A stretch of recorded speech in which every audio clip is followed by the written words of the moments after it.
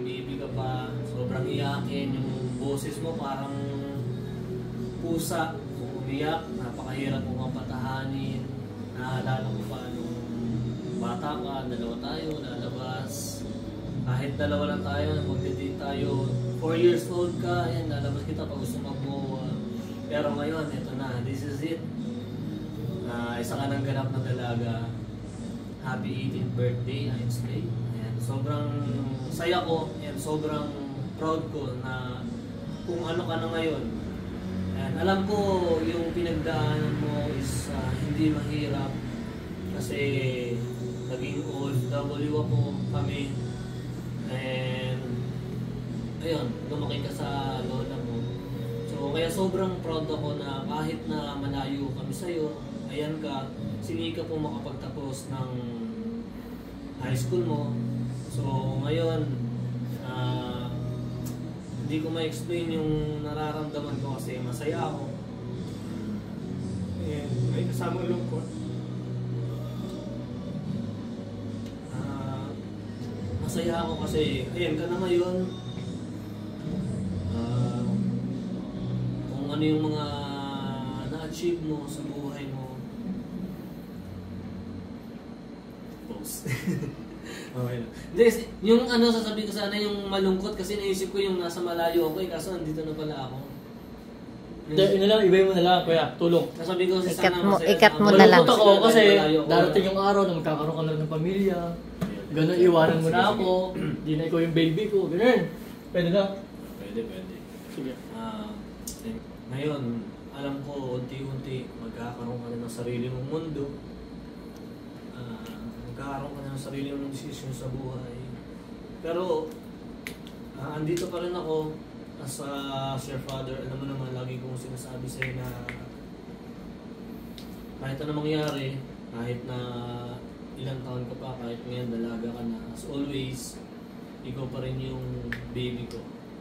So, ayun, whatever happens, magkalayo man tayo o andito, sabi ko naman sa'yo, as may advice, pag may problema ka, sabihin mo lang sa akin, chat mo lang ako, pag andyan ako, handa ako makinig sa tabi mo. So, lahat ng problema mo or problems, open ka naman magsabi sa akin. So, andito lang ako para mag-advise sa'yo at sumuporta sa lahat ng gusto mo. Wish ko lang ngayong birthday mo na sana mas maging matatag ka pa sa buhay, mas maging strong ka kasi ngayon, dalaga ka na, mas marami kang kakaharapin na magsubok and maraming mga problems pa na darating, trials na susubok sa buhay mo. So, mas tatagan mo pa, mas maging matatag ka at huwag kang makakalimot sa Panginoon. So, lagi mo pa rin ilagay si Lord as a center of your life for your any decisions in your life.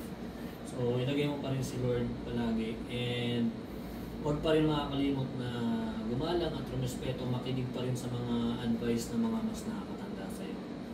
So, enjoy your day, Ainsley. Once again, happy 18th birthday and lagi mong tatandaan na mahal ka ni Papa. I love you so much. Perfect. Anong klaseng bata si Leah? Si Ainsley. Si Ainsley yung bata na yung makulit, iyakin, sobra kung umiyak yan, yung bata pa yan, Diyos ko. Hindi mo yan mapapatigil ng ihihele mo lang ng normal na hele. Talagang uuyugin mo siya para gusto niya mahalog yung utak niya para tumigil siya. Tapos, Makulit na hindi tumitigil sa kakaiyak. hindi siya mapatigil sa pag-iyak. Talagang ayugin mo siya ng gusto. Naalala ko pa yung one time, nasa bus kami niyan. Talaga naman kasi grabe ko umiyak yan. Parang umiiyak na pusa. So, nasa bus ako nun, talagang itatayo mo siya. Talagang up and down ka. Ganun siya pag pinatigil mo. So, ngayon nakaka-proud lang na ayun, ngayon, ang laki na niya. Tapos, si Ainsley, naalala ko pa yan, yung bata pa lang din yan, talagang mahilig kumanta yan. So, ayun, alala ko nung kung nabubuhay pa yung lola niya, si Mami Purita, nung nasa labas yan, nagkakagulo raw doon, nakala nila kung sino. Kasi yung pala yung mga tao, pinatumutong siya sa table, kumakanta na pala ng listen. So, ayan yan si Isley. Pero kahit naiyakin yan, hanggang sa nag-mature naman yan, lumalaki na, sobrang naging malambing. Tapos, bumait. Kasi nung bata, sobrang likod niya talaga. So, ayun si Isley. Ngayon, ayan, dalaga na sobrang nakakatuwa.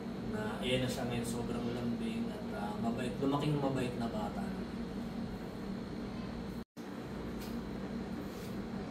Yung, di ba, syempre anak natin, ano yung sir, yung pag nakikita mo siya nakawala yung pagod mo dahil sa kakulitan niya. Ano yung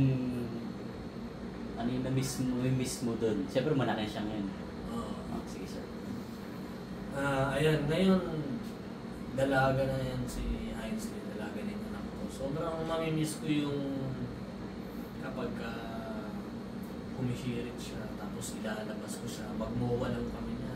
Tapos, tuwang-tuwa na yan, gustong-gusto niyan kasi yung pinaglalaro ko siya sa mga yung maraming balls, yung sa muwa na maraming mga parang balloons na malalaki. So, mamimiss ko yung mga moment na yun. Kasi ngayon, malaki na siya. So, iba na namang ang tawag ba yan? Journey. Iba na naman yung journey na mangyayari sa buhay niya, sa buhay namin. So, syempre, iba na yung bata siya kasi sa ngayon dalaga. So, meron mga adjustment na talagang mahirap ng balikan. Kaya yun yung nakakalungkot din kasi hindi na siya ganun kabata, kabibi. Syempre, iba yung pag nilalaro natin yung mga ganyan na bata. Ngayon, hirap ng dalaga kaya yun. Okay. Okay.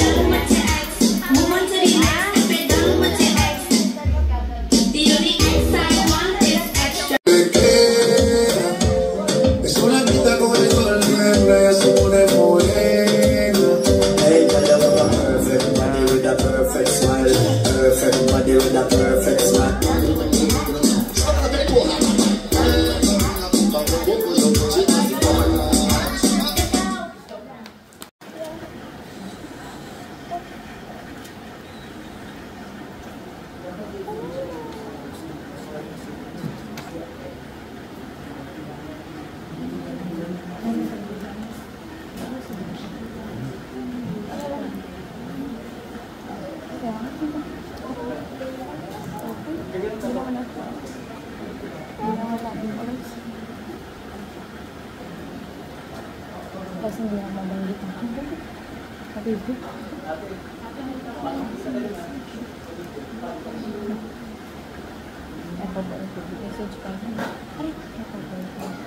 So everyone, please let us all welcome our beautiful lady for tonight.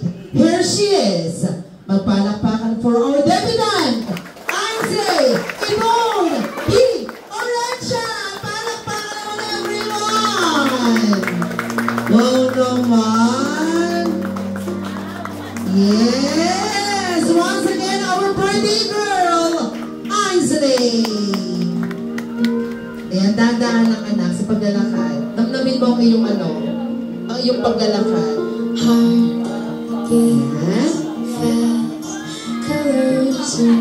Palakpakan naman din everyone. Our debutant once again, Ainsley. Oh, wait ako. Picture niyo muna si Ainsley. Go.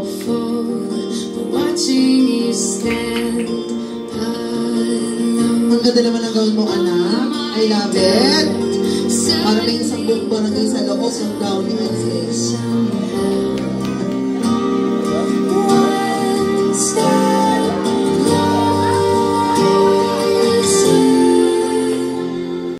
Happy birthday sa'yo.